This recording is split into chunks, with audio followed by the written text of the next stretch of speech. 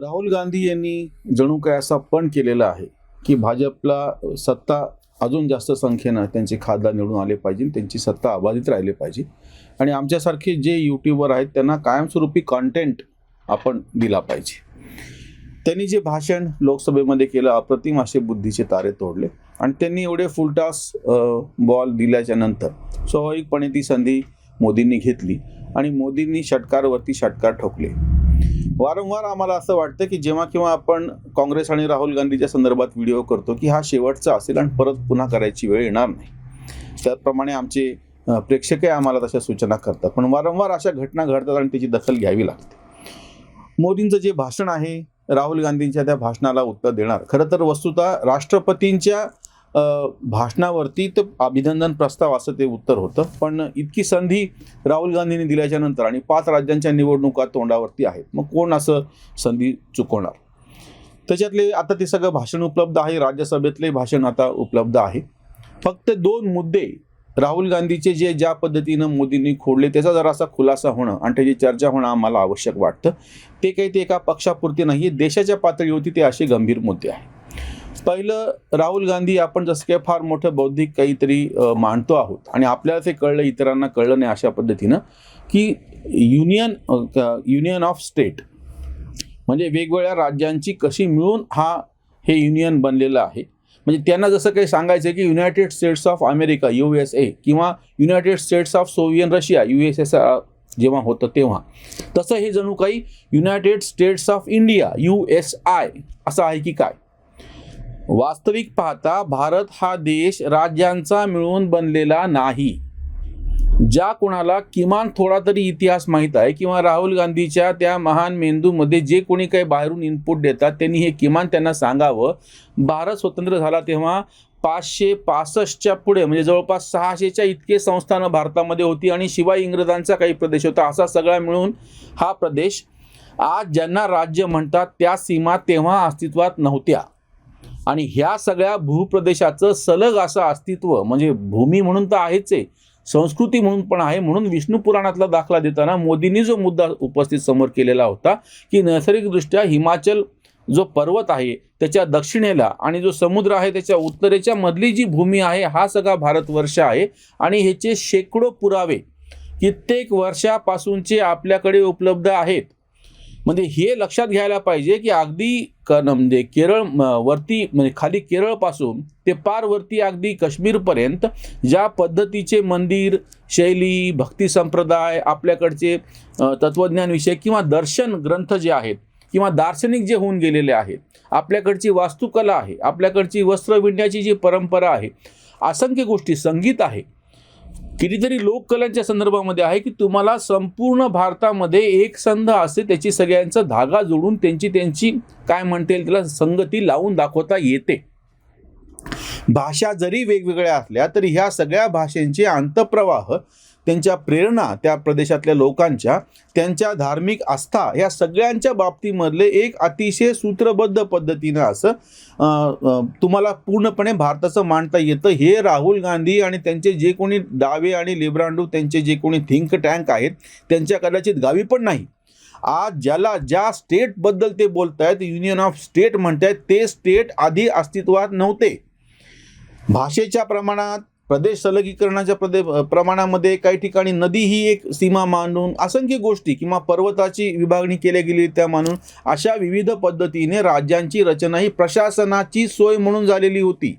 किंवा त्या काळामध्ये ज्यांनी जो प्रदेश जिंकलेला आहे म्हणजे तेव्हाच्या हैदराबाद संस्थानमध्ये असलेला मराठी प्रदेश म्हणून मराठवाडा असा शब्द आलेला आहे. म्हणजे तेव्हा तेलंगणा, तेव्हा मराठवाडा आणि कानडी असलेला भाग एकत्र मिळून ते हैदराबाद स्टेट होतं. म्हणजे ती सीमा म्हणजे काही कुठली विशिष्ट सीमा अशी मानता येत नाही. म्हणून आज ज्याला युनियन ऑफ स्टेट तुम्ही म्हणता ती फक्त प्रशासनिक सोय आहे.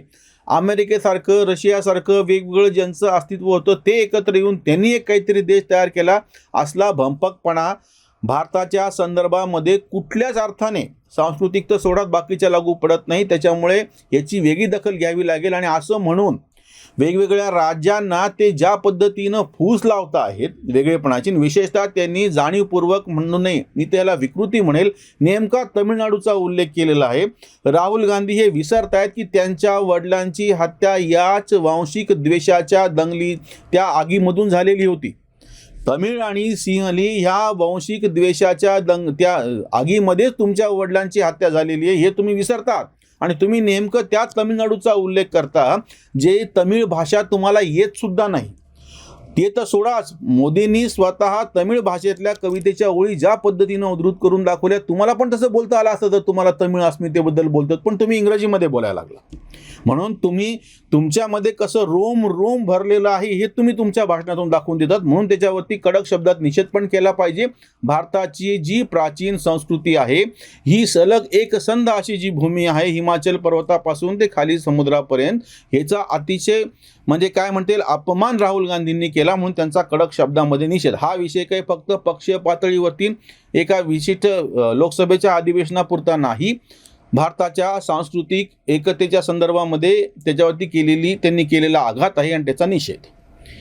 दुसरा जो विषय आम्हाला आवर्जून मोदींनी त्यांना जे उत्तर दिलं त्याच्या संदर्भात तुमच्या समोर मांडायचा, तो म्हणजे त्यांनी परत तमिळनाडूचं उदाहरण देत असताना भाजपला त्या ठिकाणी कशी संधी भेटलेली नाही किंवा त्या ठिकाणी राज्य करता नाही आले. त्यांचं भाषण जसं काही जुनं राजा आहे, त्यानं एखाद्या तलवारीने युद्ध केलं आणि ती भूमी जिंकून घेतली, राज्य करणे.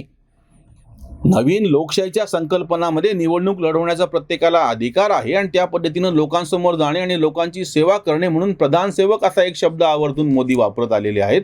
त्यांचे टिंगल करणारे ह्याचं उत्तर देत नाहीत की राहुल गांधीच्या ह्याच्यामध्ये जे राज्य करणे असा जो शब्द येतो तो कशामुळे येतो.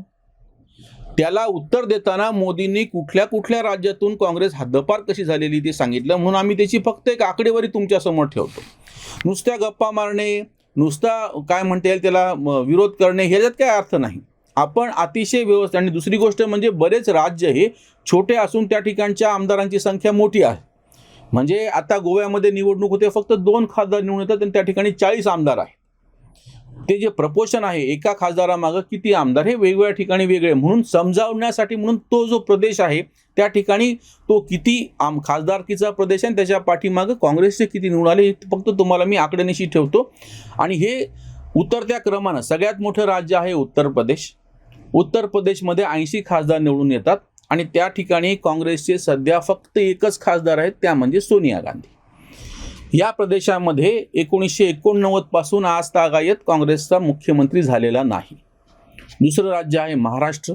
महाराष्ट्रामध्ये 48 खासदार निवडून येतात, म्हणजे लोकसभेच्या मतदारसंघ. त्याच्यामधला फक्त एका ठिकाणी चंद्रपूरमधून, तोही शिवसेनेतून आलेला जो उमेदवार आहे तो काँग्रेसने आपल्याकडे घेतला आणि तो आता तिथे खासदार म्हणून बसलेला आहे. 2014ला शेवटचा तुमचा मुख्यमंत्री झाला. त्यानंतर काँग्रेस हा राज्यातला 1-2 तर सोडाच 3 पण नाही 4थ्या क्रमांकाचा पक्ष होऊन बसलेला आहे. तिसरं राज्य आहे आकारानं सगळ्यात मोठं पश्चिम बंगाल. त्या ठिकाणी 42 खासदार आहेत आणि ह्या 42 खासदारमधून काँग्रेसचे फक्त 2 निवडून आलेले आहेत.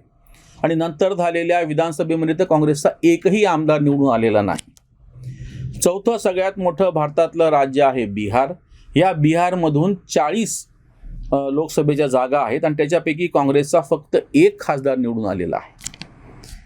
तामिळनाडूमध्ये 39 जागा आहेत आणि त्या DMK बरोबर युती केल्याचा सगळ्यात मोठा फायदा काँग्रेसला झाला आणि काँग्रेसची संख्या कशी बशी 8 पर्यंत पोहोचू शकली, जी सगळ्यात सेकंड लार्जेस्ट म्हणूयात आपण. पंजाब आणि तामिळनाडूमध्ये 8 त्यांचे खासदार आहेत. मध्य प्रदेशमध्ये एकूण 29 जागा आहेत आणि फक्त 1 जागा काँग्रेसला जिंकता आली. बाकी 28च्या 28 जागा त्या ठिकाणी भाजपच्या आहेत. काँग्रेसची जरी तिथं आता सत्ता नसली तरी काँग्रेस तिथं एक लक्षात घ्यावी अशी राजकीय ताकद आहे, आपण मान्य करू. पण खासदारांची संख्या फक्त 1 आहे. त्याच्यानंतरचं राज्य आहे कर्नाटक, ज्या ठिकाणी 28 खासदार निवडून जातात, म्हणजे लोकसभेचे मतदारसंघ. त्याच्यामध्ये फक्त 1 जागी काँग्रेसचा खासदार आहे. पुढचं राज्य आहे गुजरात. त्या ठिकाणाहून 26 खासदार निवडून जातात, काँग्रेसचे 0 खासदार निवडले गेलेले आहेत. आंध्र प्रदेश, त्यांची संख्या आहे एकूण 25, त्याच्यातले 0 काँग्रेस. राजस्थान 25, 0 काँग्रेस. ओडिशामध्ये 21 जागा आहे, त्याच्यामध्ये फक्त 1 काँग्रेसची जागा निवडून आलेली आहे. केरळ फक्त एकच राज्य असं आहे की त्या ठिकाणी काँग्रेसच्या खासदारांची संख्या डबल डिजिट म्हणजे 2 अंकी झालेली. बाकी पूर्ण भारतामध्ये एकाही राज्यामध्ये 2 आकडी खासदार काँग्रेसचे निवडून आलेले नाहीत. 20 एकूण तिथले लोकसभेची संख्या आहे आणि त्याच्यापैकी 15 इतके फक्त त्यांचे खासदार निवडून आले. तर ह्याचा काहीही उपयोग विधानसभेमध्ये काँग्रेसला करून घेता नाही आला. राहुल गांधी यांच्या नेतृत्वामध्ये जी विधानसभेची निवडणूक झाली असलेलं सगळी पुण्य त्यांनी गमावली.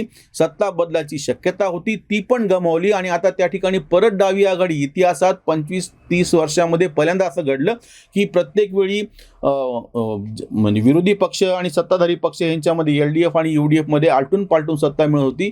राहुल गांधींच्या पुण्याईने ते पण आता बंद झालं आणि सलग दुसऱ्यांदा, पहिल्यांदा असं घडलं की सलग दुसऱ्यांदा डाव्या पक्षांना सत्ता भेटली.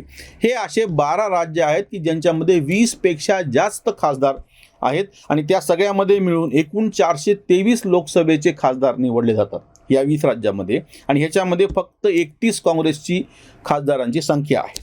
नंतरचे ज्यांचे किमान 2 आकडी खासदार निवडून घेतात असे पण काही राज्य मी तुमच्या समोर ठेवतो. ती पण संख्या मला वाटतं 7 आहे. तेलंगणामधून 17 निवडून जातात, त्याच्यापैकी फक्त 3 काँग्रेसचे निवडल्या गेलेले आहेत. आसाममधून 14, त्याच्यापैकी 3. झारखंडमध्ये 14, त्याच्यापैकी 1. पंजाबमध्ये 13, त्याच्यापैकी 8. हे तसंच दुसऱ्या नंबरचं राज्य आहे. ज्या पद्धतीने तमिळनाडूमध्ये 8 खासदार निवडून आले होते, पंजाबमध्ये पण 8 खासदार निवडून आलेले होते. हे दुसऱ्या नंबरचं. केरळ पहिल्या नंबरचं 15 आलं होतं आणि आता पंजाबमध्ये निवडणुका होऊ घातलेल्या आहेत आणि नेतृत्वाच्या पातळीवरती काय मारामाऱ्या काँग्रेसने करून ठेवलेल्या आहेत. म्हणजे आपणहून स्वतःची करून घेतलेली बदनामी किंवा आपणहून स्वतःचं करून घेतलेलं नुकसान.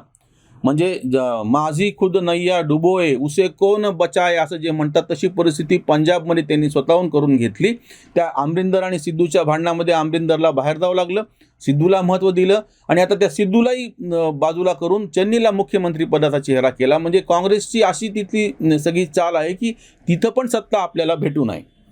त्याच्यानंतरचं राज्य आहे छत्तीसगड, जिथं 11 खासदार निवडून जातात. तिथं सध्या काँग्रेसची सत्ता आहे, तिथे काँग्रेसचे फक्त 2 खासदार आहेत. आणि हरियाणा जिथे 10 खासदार निवडून जातात तिथून फक्त पण 2 आहेत. असे हे सगळे छोटे राज्याचे मिळून ज्यांचे किमान 2 आकडी, छोटे म्हणजे सुद्धा 2 आकडी असलेले त्या ठिकाणी 79 त्याच्यात खासदार संख्या होती. त्याच्यापैकी फक्त 19 काँग्रेसचे आहेत.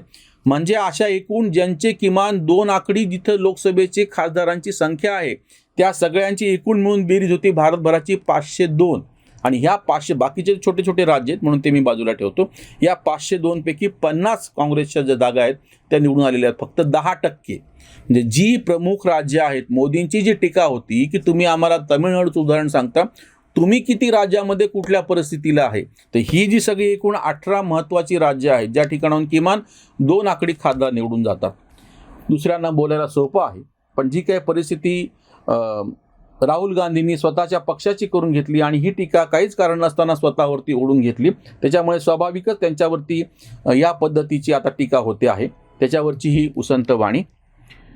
राहुल दे चेंडू उसळून फार, मोदी षटकार मारित असे.